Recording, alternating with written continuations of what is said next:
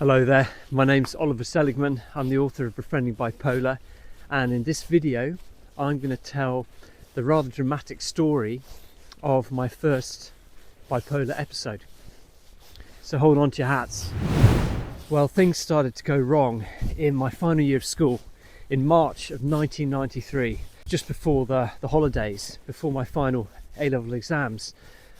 I started getting happier and happier and more confident, and I started to have all these amazing ideas about how wonderfully special I was, how I didn't need to study for my exams at all because I was a genius and I would do brilliantly no matter what.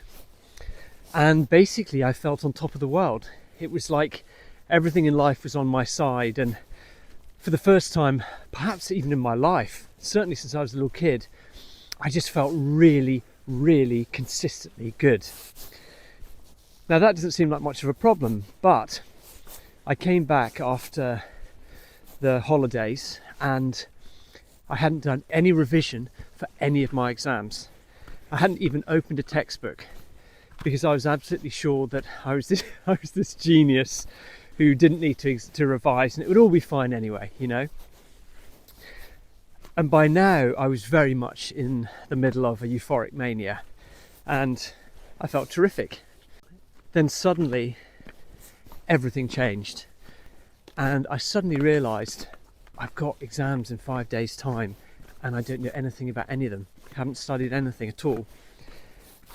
And it was absolutely fascinating because this wonderful sort of euphoria just almost within minutes transformed into a paranoid, agitated, fearful mania.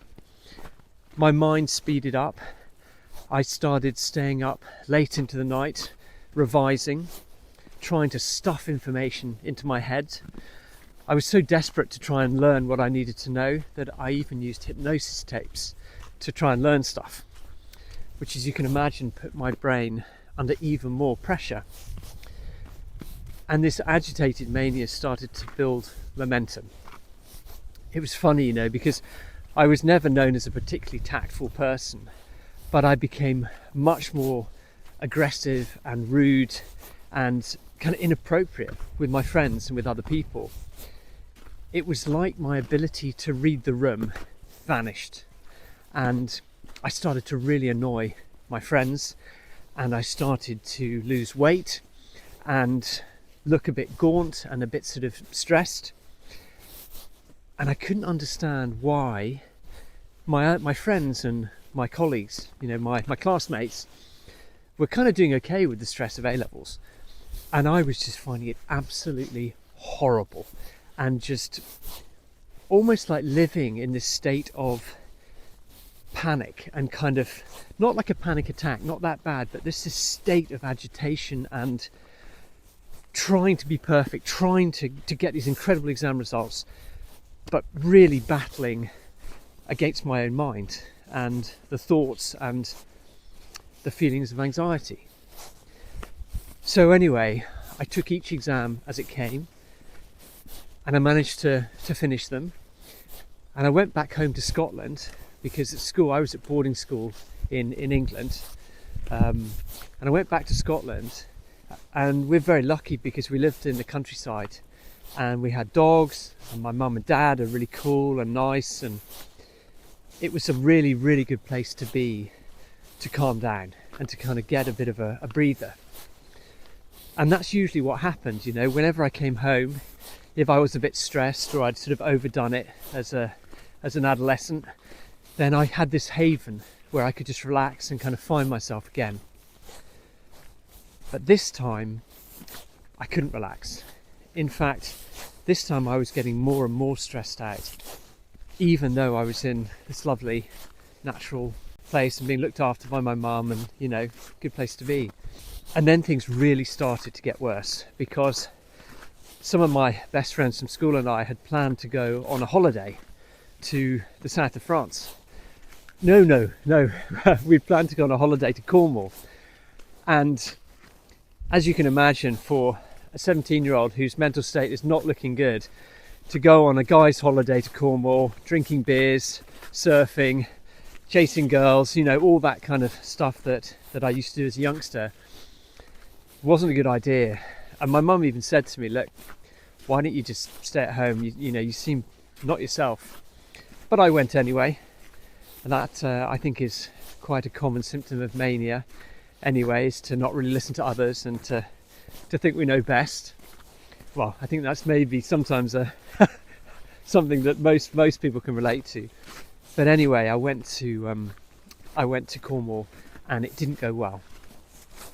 I annoyed my friends a tremendous amount. I stole one of my friend's car. Like I took his car and I parked it in this far side of the campsite, and so that he would think it had been stolen. Now, if I'd done this at a normal time when, you know, we'd been friends and I'd been on form, it would have been fine. It would have just been a guy's joke. But I'd been really rude to him, and I'd been no fun to be around, and he got really stressed out. And I let him sweat for, I think, like half a day before telling him it was a joke.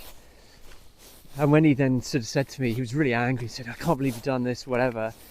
I then got really angry with him and just said he couldn't take a joke, and was just a bit obnoxious, you know.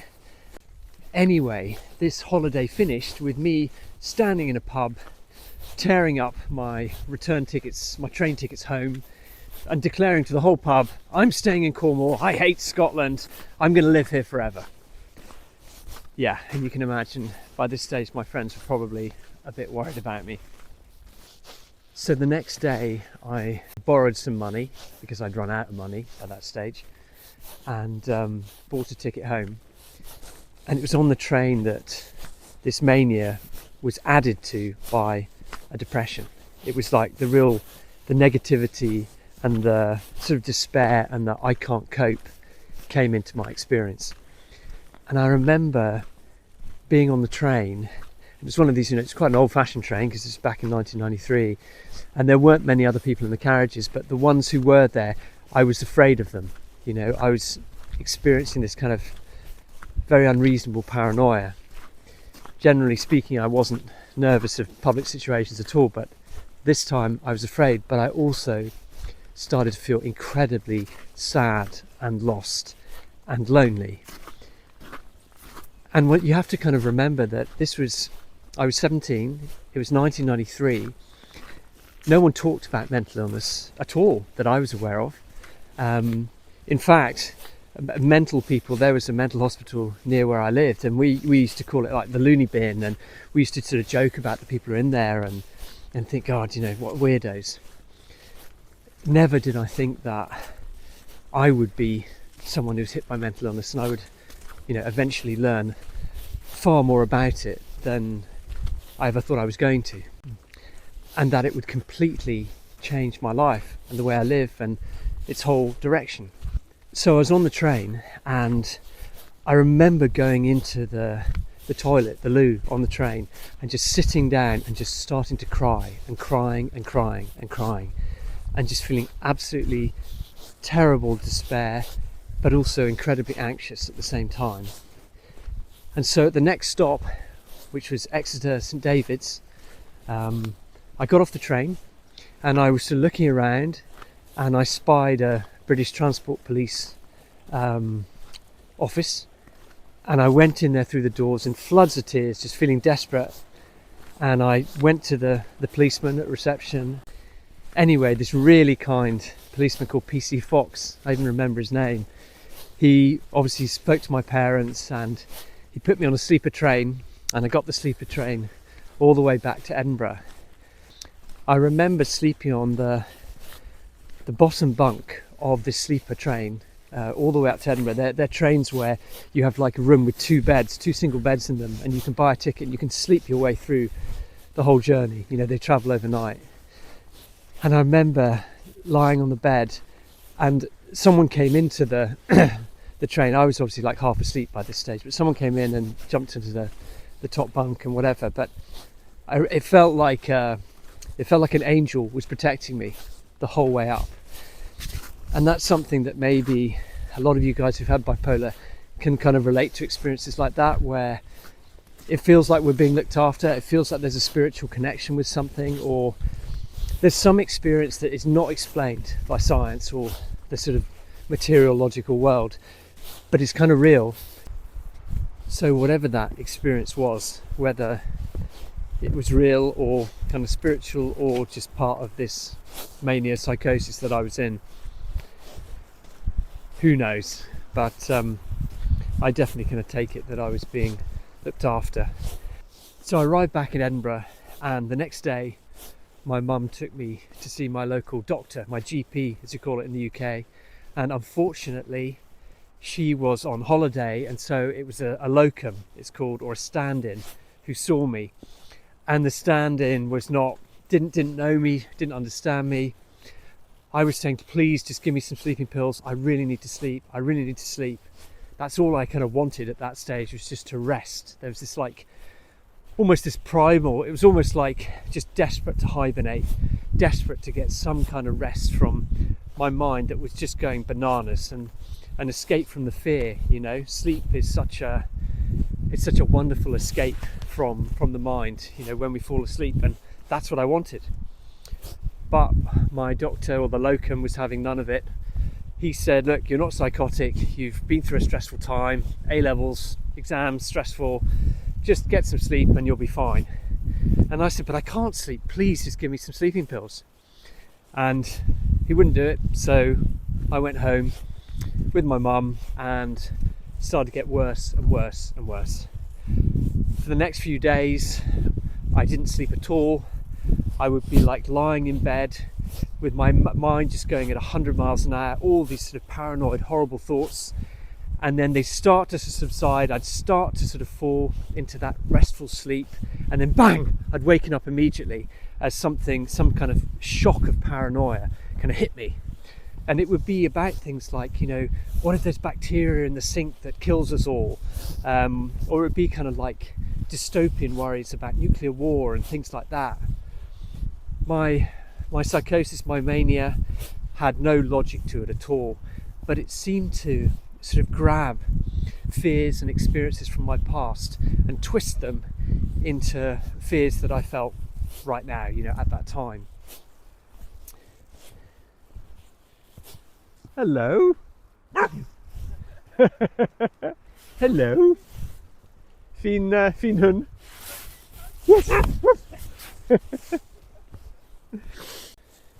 So the days went by and my poor mum didn't get any sleep. I didn't get any sleep. I was getting more and more paranoid, eating less and less. And eventually, well, I say eventually, after a few days, we found ourselves walking over the car park towards the entrance to the Royal Edinburgh Mental Hospital, which was the biggest mental hospital in Scotland. And I remember at that time I had no idea about mental hospitals at all. Certainly no idea about mental illness. And as we're walking across the car park, there are about 5 or 6 sort of really beaten up looking men just standing outside the entrance, smoking roll-up cigarettes. You know, they looked like the kind of people who were sort of half homeless. They were drinking a lot. They had like a couple of beer cans or cider cans by them. And one of them, I kept my head down, but one of them turned and I sort of looked at him and our eyes caught. And in my paranoid state, I thought, oh my God, he's going to attack us. And he sort of stumbled forward and I just tensed up, thinking completely unreasonably that he was going to attack me. And instead he just looked at me, he just turned around, muttered something like that and just walked off. And that was my first experience of of people in a mental hospital. And I was soon to join them. And we found our way to this waiting room. And the place was just like, I just remember thinking, this is like a different planet. There were people like sitting on sofas, just kind of like rocking, like they were just in another world. There were some people walking around who actually looked quite normal, and there were others who just had this like distorted expressions on their face and this kind of, I really don't want to be here, look to them. Anyway, what I didn't know at the time, but was soon to find out, was that all of these people were inpatients in Ward 2, and that was the ward that I was going to go into if the psychiatrist decided that I needed to go into hospital.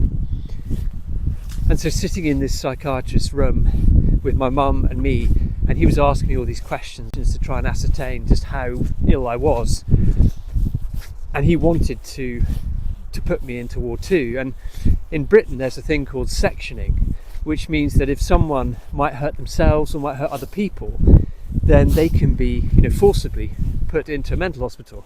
I think it's the same in every country.